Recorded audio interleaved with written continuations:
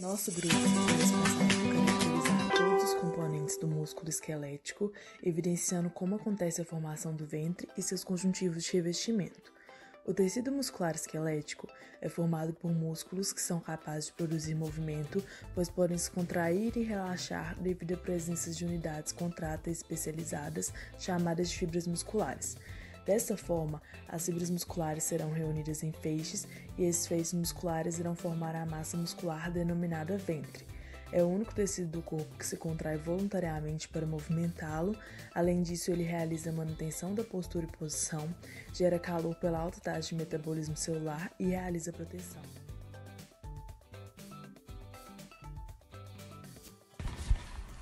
Vou falar sobre a origem da fibra muscular. As células musculares têm origem mesodérmica. Assim, as células progênicas miogênicas se diferenciam em mioblastos primordiais maduros. Os mioblastos primordiais são responsáveis pela formação dos miotubos primários, através da formação dessas células formando estruturas em forma de cordões, que se estendem entre os tendões do músculo em desenvolvimento. E esses miotubos se diferenciam em fibras musculares esqueléticas maduras. Já os mioblastos maduros dão origem aos miotubos secundários, que são formados na zona inervada do músculo em desenvolvimento, onde estabelecem contato direto com as terminações nervosas. Nessa imagem, podemos ver à esquerda um corte transversal das fibras musculares em desenvolvimento. No canto superior à esquerda, podemos ver uma fibra muscular multinucleada madura, já que todos os núcleos estão posicionados no sarcoplasma periférico. Já na parte direita, temos um corte longitudinal das fibras em desenvolvimento. Essa imagem é agora uma imagem que mostra as células satélites.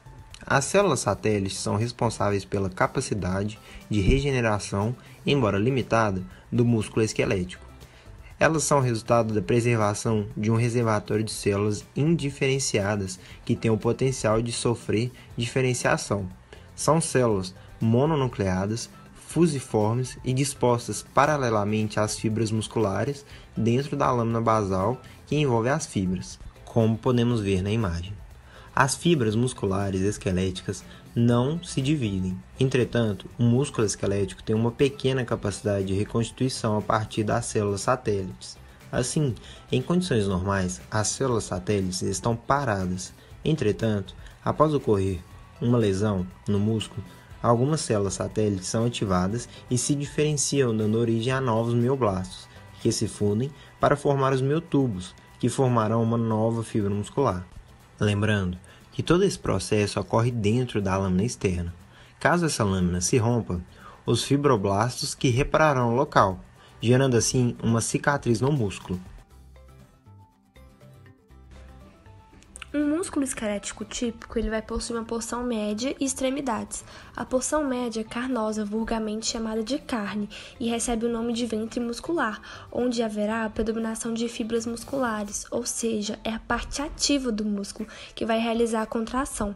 Alguns músculos podem apresentar mais de um ventre muscular, e aí terá tendões intermediários situados entre eles. Então, os músculos que apresentam 2 ventres são denominados de digástricos, e os músculos que apresentam um número maior de ventres são denominados poligástricos. Agora, nesse segundo momento, eu vou explicar para vocês a estrutura do músculo. E eu vou começar explicando de dentro para fora, ou seja, da menor estrutura que compõe o músculo até a maior. E eu vou começar pelo sarcômero, que a gente consegue identificar na imagem do lado direito. Ele é a unidade funcional da contração muscular presente em cada miofibrila, ou seja, é a unidade de actina e miosina que se repetem ao longo da miofibrila.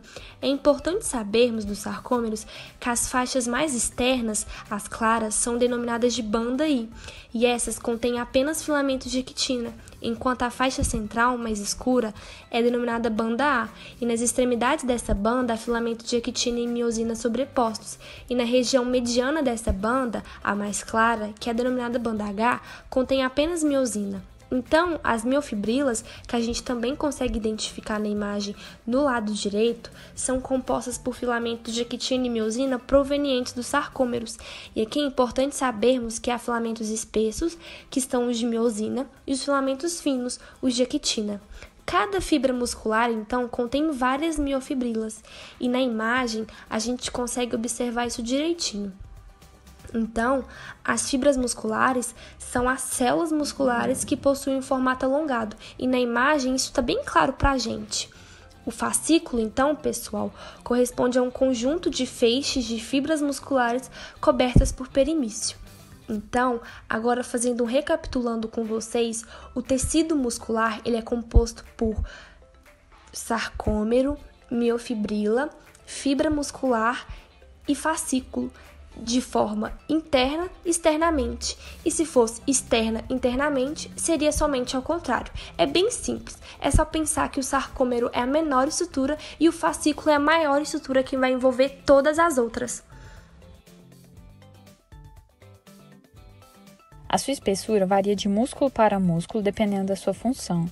Para que os músculos possam exercer eficientemente o trabalho da contração e se contrair, é necessário que eles estejam dentro de uma bainha elástica de contenção, papel executado pela face muscular. Outra função desempenhada pelas faces é permitir o fácil deslizamento dos músculos entre si. A fáscia possibilita também o livre movimento dos músculos, aloja nervos, vasos sanguíneos e vasos linfáticos, e preenche os espaços entre os músculos. O tecido conjuntivo circunda e protege o tecido muscular. A tela subcutânea ou hipoderme separa o músculo da pele e é composta por tecido conjuntivo areolar e tecido adiposo. Consiste também em uma via para entrada e saída de nervos, vasos sanguíneos e vasos linfáticos do músculo. 3 camadas de tecido conjuntivo se estendem a partir da fáscia para proteger e reforçar o músculo esquelético. São eles o epimísio, o perimísio e o endomísio. O endomísio ele reveste cada célula muscular formando fibra. Já o perimísio reveste várias fibras musculares formando um fascículo. E por fim, o epimísio é a camada mais externa do tecido conjuntivo. Reveste todos os fascículos, recobrindo o músculo e formando um feixe. Essas camadas fixam os músculos esqueléticos a outras estruturas como ossos e músculos. Elas podem se estender além das fibras musculares para formar um tendão. Os tendões são extremidades cilindroides ou em forma de fita que se dão a partir dos 3 tecidos conjuntivos, sendo eles o epimísio, o perimísio e o endomísio, que vão além das fibras musculares. São esbranquiçados, brilhosos, muito resistentes e praticamente inextensíveis. Conectam o músculo ao periósteo do osso, ou conectam o músculo à cartilagem ou a cápsulas articulares, ou ao tendão de outro músculo, derme ou septos intermusculares. Como bom exemplo, temos o tendão do calcâneo e o tendão do músculo tríceps, como você vê aqui na imagem. As aponeuroses têm as mesmas características descritas do tendão, exceto pelos elementos do tecido conjuntivo formarem uma lâmina larga e plana.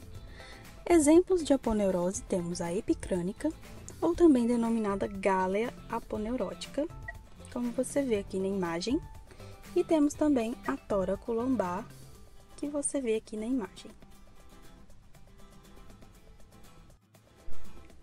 Bainhas tendíneas são estruturas que formam pontes ou túneis entre as superfícies ósseas sobre as quais se deslizam o tendão. Sua função é conter o tendão, permitindo-lhe um deslizamento fácil. Já as bolsas sinoviais são estruturas serosas, membranas as quais são úmidas, formadas por células epiteliais, apoiadas sobre um fino tecido conjuntivo, as quais lubrificam locais situados sujeitos a atritos. Essas bolsas permitem o livre movimento de uma estrutura sobre a outra, ou melhor, permitem um deslizamento muscular, seja entre os músculos ou entre um músculo e um osso.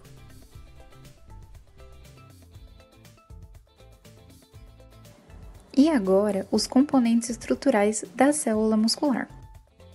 Os componentes são a fibra muscular, que é a própria célula muscular e possui formato alongado.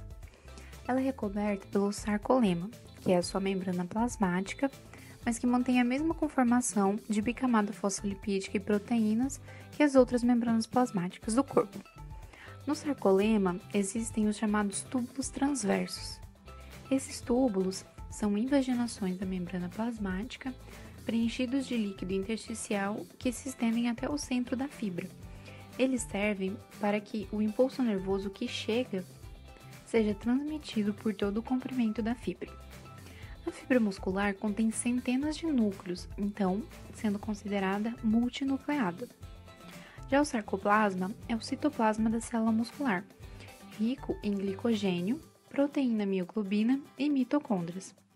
Outra organela é o retículo sarcoplasmático, sendo semelhante ao retículo endoplasmático liso, é a organela responsável pelo armazenamento de cálcio na fibra muscular. E por último, as miofibrilas são organelas contráteis da célula, são estriadas e formadas por filamentos de proteínas. Agora, como essas estruturas ficam dispostas? Na fibra muscular, o sarcolema é representado pelo número 1, fica revestindo toda a extensão da célula, bem como os canais no interior, que são os túbulos transversos representados pelo número 2. Os núcleos, representados pelo número 3, se posicionam na periferia da célula, logo abaixo do sarcolema. No sarcoplasma, as mitocôndrias, que são o número 4, se encontram enfileiradas próximas às miofibrilas, assim como fica a proteína mioglobina. O retículo sarcoplasmático, que é o número 5, encontra-se envolvendo as miofibrilas e formando tríades com os túbulos transversos. Por último, as miofibrilas, que são o número 6, situam-se ao longo de toda a fibra muscular, acompanhando o sarcolema.